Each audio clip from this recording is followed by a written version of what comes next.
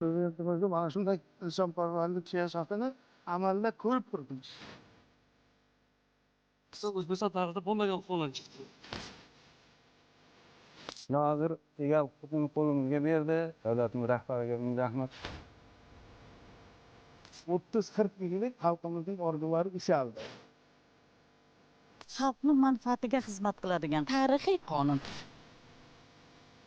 Kattakon rahmat prezidentga, tanajonlar sog' bo'lsin. Baxt, quvonch, halovat bular qadri hech narsa bilan o'lchanmaydigan tuyg'ular. Ammo paradoksni qarangki, o'zboshimchalik bilan egallab olingan yerlar hujjatsiz uylarni metrlab o'lchash hisobidan bugun minglab xonadonlarga quvonch, millionlab yurtdoshlarimiz hayotiga halovat kirib kelmoqda. Prezident tomonidan imzolangan va 2024-yilning 8-noyabridan kuchga kirgan o'zboshimchalik bilan egallab olingan yer uchastkalariga hamda ularda qurilgan bino va inshootlarga bo'lgan huquqlarni e'tirof etish to'g'risidagi qonunning tarixiyligi va xalchiligi ham shunda. Bu qonun albatta xalqimiz uchun juda bir kutilgan tarixiy qonun bo'ldi. Hozir xalqimiz hammasi xursand. 30-40 yillik xalqimizning orzulari ushaldi. Chunki hammamizga ma'lum, shu vaqtgacha ba'zi bir fuqarolarni o'zining yashab turgan ota-bobolari qurib bergan uylarda hujjatlari bo'lmagan, ko'pincha kelishmovchiliklar aka-ukalar o'rtasida, qarindoshlari kerak bo'lsa mana shu haligi kelin olgan vaqtlarida ham kelinni propiskaga qo'ya olmagan shu vaqtlarda. Ko'rganmiz ham, eshitganmiz ham aholining juda bir qiynalganini, qaysidir idoralarga borganda ham o'sha masalalar hal bo'lmagan.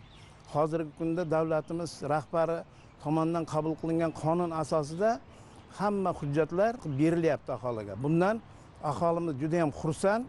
Shu qonunning kuchga kirishi bilan juda ko'p muammolar hal qilindi-da. Har bitta islohot bu xalqning manfaatiga xizmat qilishi kerak deydilar. Va islohotlarni zamirida agar xalq farovonligi yotmasa, bu islohotdan biror natija kutish mumkin emas degan gapni alohida ta'kidlaydilar. Qabul qilinayotgan qonunlar ham albatta xalqning manfaatiga xizmat qilishi kerak. Shu qonunning kuchga kirishi bilan juda ko'p muammolar hal qilindi-da. Yillar davomida ayrim bir nizoli holatlarga chek qo'yildi. Meros masalalarini yechish uchun ham imkoniyatlar yaratildi. Yoki bo'lmasa ularning farzandlari bolalar bog'chasiga borishi uchun, maktablarga borishi uchun, yoki bo'lmasa moddiy yordamlar olishi uchun yashash joyidan talab qilinadigan hujjatlarni olishdagi muammolarni ham yechimi topildi desak, xato qilmaymiz. Farzandi 16 yoshga to'lgan paytda hattoki pasport olishga qiynalish holatlari bo'lgan. Bugun mana shu masalalarni ham yechimi qonun bilan hal qilindi. Bu qonun haqiqiy ma'noda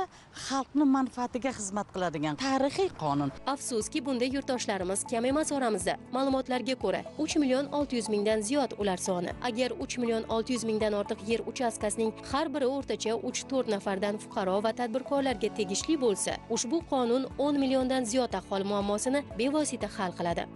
Muhtaram prezidentimizning tashabbuslari bilan yer to'g'risidagi tarixiy islohot bo'ldi. Aholi juda ham xursand.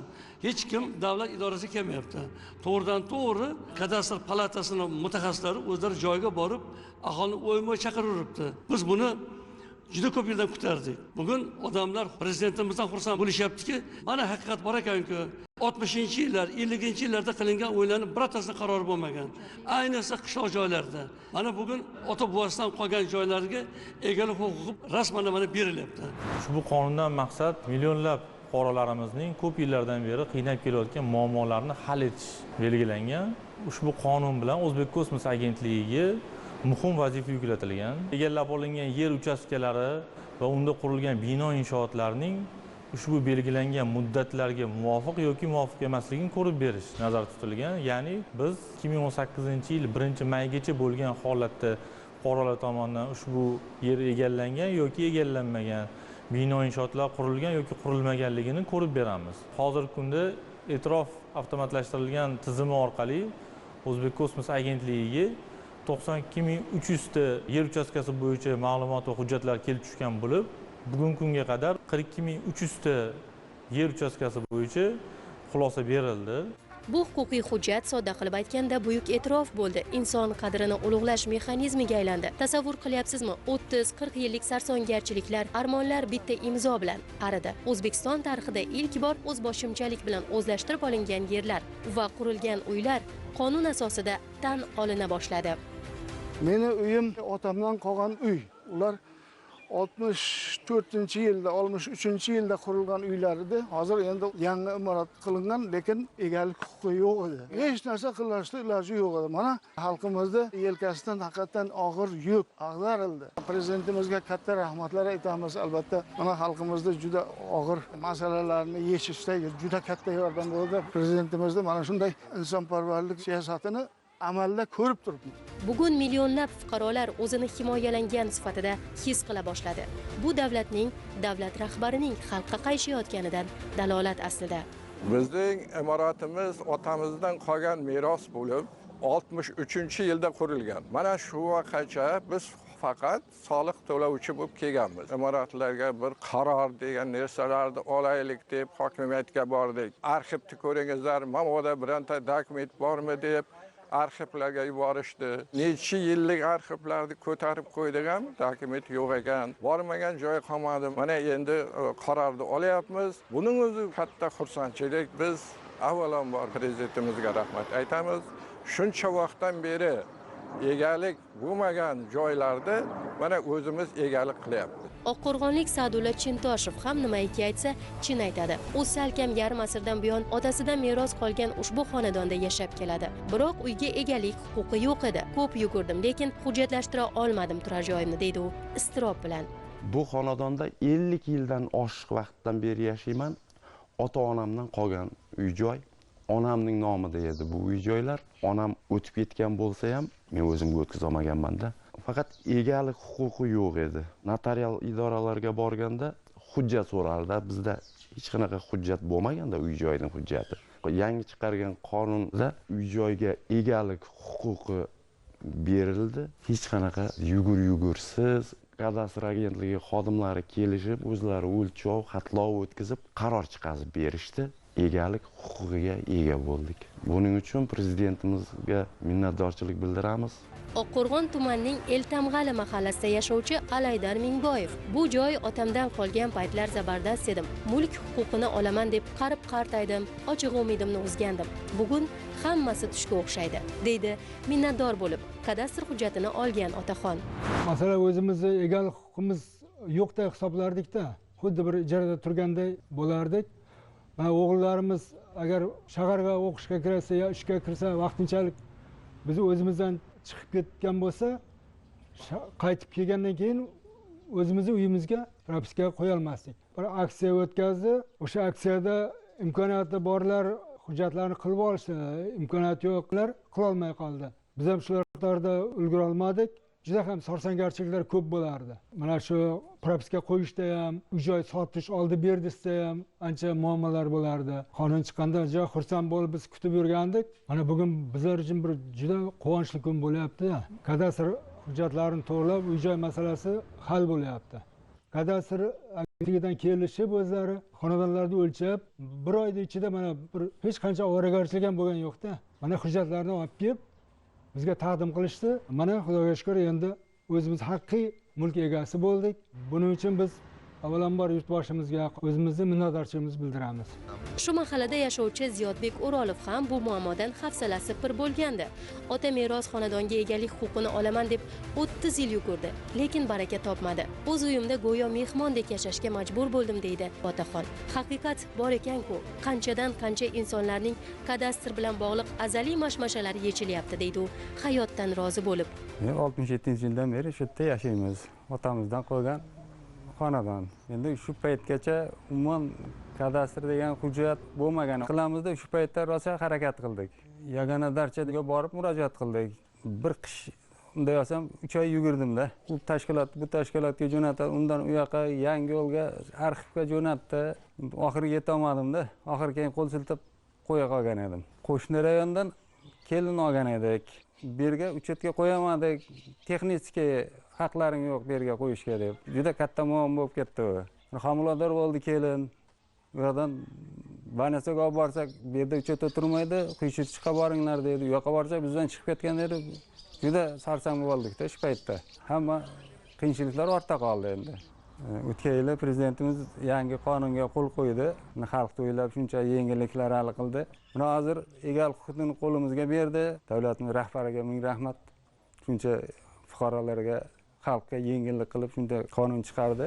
E'tiborlisi shuncha yugur qilib natijaga erisha olmagan qancha yurtdoshlarimiz bugun uydan chiqmasdan o'tirgan joyda mulkka egalik huquqini olyapti. Hujjatli bo'lyapti. Shu paytgacha bunaqasi bo'lmagan. O'zbekiston Respublikasining 2024-yil 5-avgustdagi 937-sonli qonuni ijrosini ta'minlash maqsadida Oqqo'rg'on tumanida 29 ta mahallada xatlov ishlari olib borilyapti. 1021 ta xonadonlar xatlov ishlari yakunlandi. 594 tasi muhokama jarayoniga chiqarildi. Muhokama jarayonida 9 tasi ijobiy xulosa olib, hozirgi kunda Toshkent viloyati xalq deputatlar kengashining qarori qabul qilingan. Shu bo'yicha davlat ro'yxatdan o'tkazib, kadastr hujjatlarini rasmiylashtirib berganmiz. Odamlarni rozi qilayotgan bu xalqchil amaliyot O'zbekiston tarixida bo'lmagan. Prezidentimizning siyosiy irodasi, xalqparvarligi bilan qaror topdi deydi namanganlik kadastr faxriysi Muhammadjon Mahmudov. Bitta rayonda eng bo'lmaganda 30-35% ortiq egalik huquqi yo'q odamlar bor edi. Mana bugun bunga katta yo'l ochildi. Xalqim xursand va ular bugun aytgan so'zlari faqat minnatdorchilik. Bu inson qadr qimmati, bu yerga bo'lgan munosabatlarimizni bugun tiklanishi, mana bu sohada bugun shu katta islohotlar ketayotganligiga guvoh bo'lganimdan xursandman. Albatta xalqimizni azaldan qilgan havaslari, orzulari bugun amalga oshdi. Bu katta islohot, buyuk islohot bu. Bugun Samarqand viloyatining Jomboy tumanida ham mulk huquqi e'tirof etish bo'yicha 38 ta mahallada ish olib borilyapti. Hozirgacha 2 ta mahallada xatlov ishlari yakuniga yetdi. Saroy mahallasida yashovchi Xayriddin Mahramov ham 30 yildan buyon biror tun yo'qki, yozga xotirjam bosh qo'ygan bo'lsa, mingdan ming roziman bugun. Uyga egalik huquqini olish baxtiga muyassar bo'ldim deydi u. Mana shu uchastkani 1990-yilda olib, mana shu uyda qurib chiqqanman, lekin ko'p savsangarchilik bilan hujjat qila olmay soliq to'lab yurdik. Yaqinda mana egalik huquqini qo'lga kiritdim. Endi qolgan imoratlarimni qilib, xohlasam hadya qilaman o'g'limga. O'zimning joyim, o'lan to'shagim bo'ldi. O'zimning mulkim. Ha, shu paytgacha bu muammo bilan hujjatlarini qo'ltiqlab yurganlar kam emas toramizda. Ana shunday qismatga giriftor bo'lgan Rishtonlik Husnora O'rinboyevaning ham hayotida 7 uxlab tushiga kirmagan voqea sodir bo'ldi shu kunlarda. Mulkka egalik huquqini tiklab berish bo'yicha ishchi guruh a'zolari eshik qoqib xonadonga kirib keldi.